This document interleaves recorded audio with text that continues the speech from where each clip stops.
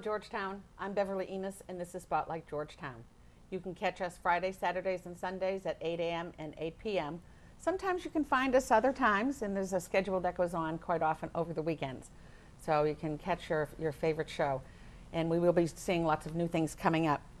This is part of our community cable service, and we are looking for people that would like to come in and learn how to run the cameras or even operate some of the computer and really get to have some fun.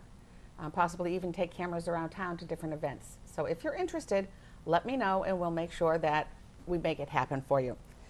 This week we're talking to Chris Comiskey, and she has authored a book. And we're going to be talking about Chris and the book, and welcome. It's nice to have you here. Thank you, Beverly. Nice to be here. Now, how long have you lived in town? I've lived here 25 years. Oh, really? That long? Mm-hmm. Okay. Now, where did you move from? Someplace close? Beverly. I grew up in Beverly, and I moved here when we got married. So you've been married 25 years? I've been married 25 years. Lucky man. What other interests do you have? I know I always see you at town meetings, and I see you on and off. In fact, I ran into you, where was it that Topsfield Fair. Topsfield Fair, when I asked you to do the show. So what other interests do you have in town? Well, I'm active in my church, the First Congregational Church. I'm also on the Open Space Committee. Okay. And plus the Historical Society. All right. We have a lot of interest, and that's probably what got you into the book. Yes. That kind of interest. Yes. Now, can you tell us the story of Cuffy Dole? Because that's what who the book is about. That's right. Well, it has changed a lot over the years. The original story I found was written in the 1880s. And that story tells about how he was born free but sold into slavery and was bought by a family in Georgetown and raised as a slave. And he later gained his freedom, and he fought in the Revolutionary War and came back to Georgetown after the war and just was an active member of the community. Okay, now the name of the book is A Respectable Man of Color. Yes. Why choose that title? That is on his gravestone. Oh, okay. That is, the Reverend Brayman put up his gravestone, and that is how he chose to refer to him. Also in the church record books, his death was recorded as being a respectable man of color. And what was meant by that? Did you find that out in your research? That's a tough one. Of course, back then there was a lot of bigotry. Black people were not considered equal to white people. And it was just Reverend Brayman's way of showing his respect for Cuffy, that he thought highly of him. So he was a man of color, but he was a respectable man of color. That's right. Which makes a little bit of a difference. Well, back then it did. Yeah, especially. It was putting him at a different level than, unfortunately, than some of the others. Now, how did you first become interested in doing the book? Well, I'm on the Open Space Committee, as I mentioned, and I often have to go down to the Salem Registry of Deeds to do research.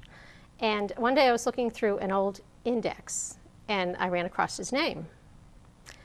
I had never heard anything about him owning land, so I made a copy of the deed, and when I got home I called Joe Knapp, who is on, of course, the Historical Society and Commission, and I figured he knows everything. And he had never heard about Cuffy owning land either. And so that's when I realized that there may be some things out there that nobody has ever known about Cuffy, and it appeared that nobody's really done any in-depth research on him. They've just repeated the legend, and as legends go, it's changed over the years, and some things have come up that just don't seem to be true at all. Now, how did you go about doing the research? You started at the registry. I started at the registry with the deeds, and well, I'm a genealogist. I've been doing genealogists for a number of years. Okay. So I know where to look, and I'll read off the list of places that people don't know about. Of course, I started with birth records, trying to find when he was born.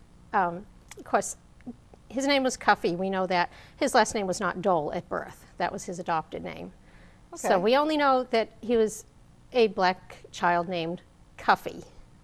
And that's spelled C-U-F-F-E-E. That's right. That was actually a common name back then for black children. So there were a lot of Cuffys born in that time. There was no way to prove which one was him. So that I couldn't prove.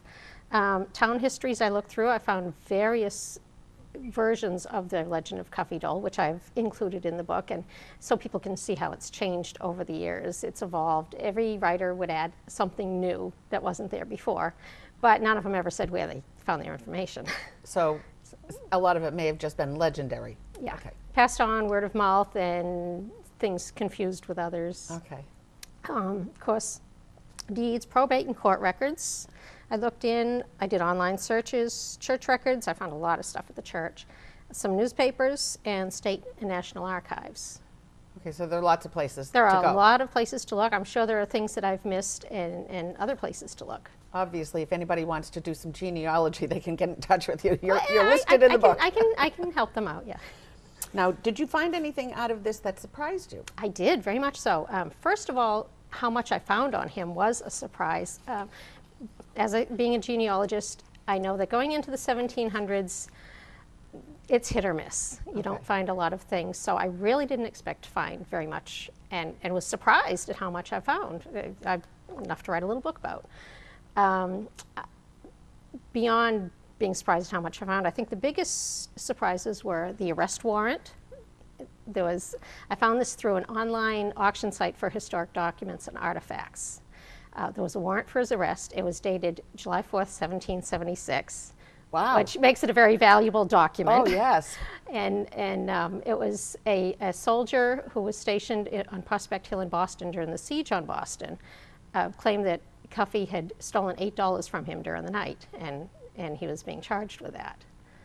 Oh. So that was a fun find. Cuffey left a will, which I found very surprising. A lot of people didn't do wills in those days, and I found it even more surprising that a black man with no family would leave a will. And what was most exciting about finding his will is it was an actual copy, so it had his signature on it, which proved he could, at the very least, write his name. He had some degree of literacy. Which was also unusual for Yes, that time. Yes, it was. Right. Now, exactly what is the legend and how did it change through the years?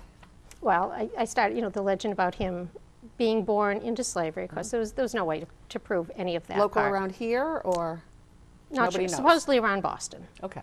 That's just legend, couldn't be proved.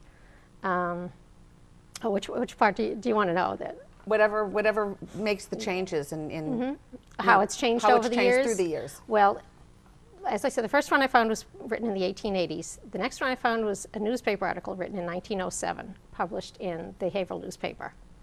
And they added some stuff to that. They claimed he was born in 1739, which I found no proof of.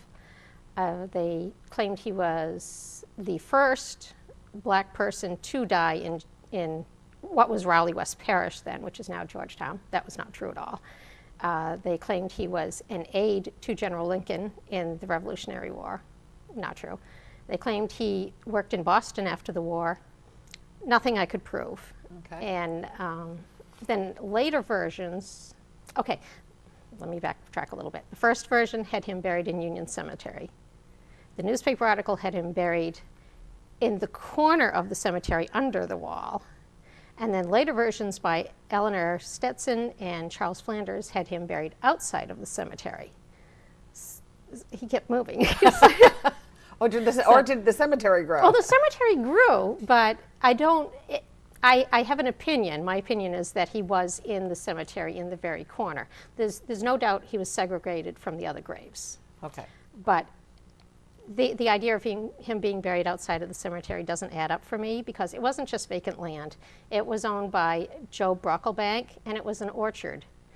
And it just doesn't seem that he would want somebody buried in his orchard. So I believe that he was in the cemetery, but in the far corner, away from the other graves. Okay. So as this legend changed, did the story of Cuffy Dole become more interesting or less? I think probably more. They kept adding things. The idea of him being buried outside of the cemetery, of course, a lot of people found that very interesting. And the justice of, as the cemetery grew, he became in the center of the cemetery, which is true. No matter how you look at it, he's near the center now. He was near the outside before. But the cemetery has just grown much larger. It has grown around him, yes. How long did it take you to write the book? Writing the book, probably about 6 months. How about the research? That took a lot longer, probably a year and a half, maybe 2 years. That's a long time. Well, I didn't work on it that often. I would work on it a day here and there. It wasn't like a full-time job. Yeah. So when you happened to be in an area, you would start researching in that area, and it's not like you went down to the registry every day and just sat for hours and hours. When I felt like it and had nothing better to do. Okay. Now, this is your first book. Yes. Do you have any plans for future books? Possibly. I don't consider myself a writer. I'm a researcher. I'm a historian, I guess you could call me. But if I find some interesting stuff and enough to write a book on, I might do that again. And it would be historical in nature? Oh, definitely. And about someone that was real, about somebody that was alive. Yep. When did you decide to do this book? Well, I had done all the research on Cuffy, and I called Joe Knapp again and said I'd like to present it, and next time you folks are doing a book on the history, you can include it. And he said, well, why don't you write the book? And I just laughed at him at that point. I said, I'm not a writer. But he convinced me that I should give it a shot, so I did. Now, the book is for sale. It is. Obviously. Where can it be purchased? It's at Meter's General Store in Georgetown, the Georgetown Library, and also Kay's Interiors in Groveland. Okay. Plus, it can be purchased online at the Georgetown Historical Society, www.georgetownhistoricalsociety.com. Okay.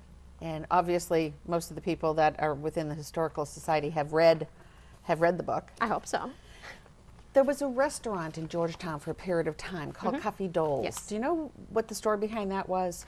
Well, that is one that, as the legend progressed, new things were added in, and I believe Charles Flanders was the first to say that Cuffy was known for his sumptuous feasts that he produced.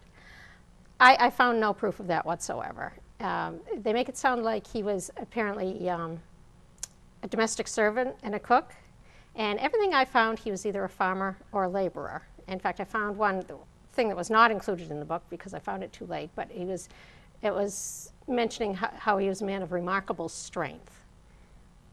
Which would come in handy for the labor. Physical and the farming, labor, right? yes. He was a farmer, he was a laborer. I never found anything to suggest he was domestic servant or cook. So he was born free, but then sold into slavery. Supposedly. Not Supposedly. proven. And then he became a free man again? Yes. We don't know exactly how or when he became free. In his owner's will, this would be Moses Dole, who owned him, Moses left him to live with any of his children after he and his wife were dead. So it was obvious he was still considered a slave at that point. So that was 1772. About a year later, when the will was settled, he is not mentioned among the property, although another black woman who worked for the family was. But he is shown as owing money to the estate. So I believe, I don't know, but it is my belief that he purchased his freedom at that time, and he was paying off the family and the estate to purchase his freedom. Okay. Interesting man. He was very interesting. Interesting period of time. Yeah. And he was a Revolutionary War veteran. He served at three different times. According to the arrest warrant I found, he apparently was serving in 1776, although I couldn't find any records showing that. In 1777, he joined up again and was involved in the Battle of around Ticonderoga and Saratoga. And then in 1880, he enlisted again, and that time he was in the Continental Army under Washington. Wow. So he really got to move around a little bit and he was involved in the siege on Boston. do some different things. He did quite a bit in the Revolutionary War. We have a number of soldiers buried in Union Cemetery from the Revolutionary War, and he is one of the ones who served the longest time. The Historical Society does a house tour many years, and it's always amazing to me when you go through some of these old houses that have been in town, especially towards Elm Street, but some of the other houses just as well, that when you go into a lot of these old houses, the stories that must have been contained in these houses. And I don't know how often people have ever taken a stroll through the cemeteries. Sounds kind of strange. But we have people that have all kinds of interesting stories that were from Georgetown or were buried here in Georgetown, and the family names keep coming up. Oh, and definitely. you know, a lot of the family names that are still in town, and the Brocklebanks and the Doles and a lot of the names like that. Right. So they all kind of tie in together. They do. Is there anything that we've missed in the book? Oh yeah, that was one thing that I didn't mention among the surprises that I found is in the old church, they had up in the balcony a designated so-called Negro seat. And Cuffy didn't sit there. He had his own seat. Back then, people of the church purchased Right. pew seats, and he had his own. He owned his own pew, which I found surprising. That was very different from what was going was. on It in was. the rest of the country at that time. Yes, it was. So very interesting. This is really neat. I'm going to have to go buy the book. Oh, I hope so. I will. Well, thank you very much for coming. And thank you for having me, It's Beverly. nice to have you here, and it's Thank nice you. that we can find out about Cuffy Dole. Yes. I'm Beverly Enos. This is Spotlight Georgetown. Don't forget, Friday, Saturday, Sundays, 8 a.m. and 8 p.m. Bye for now.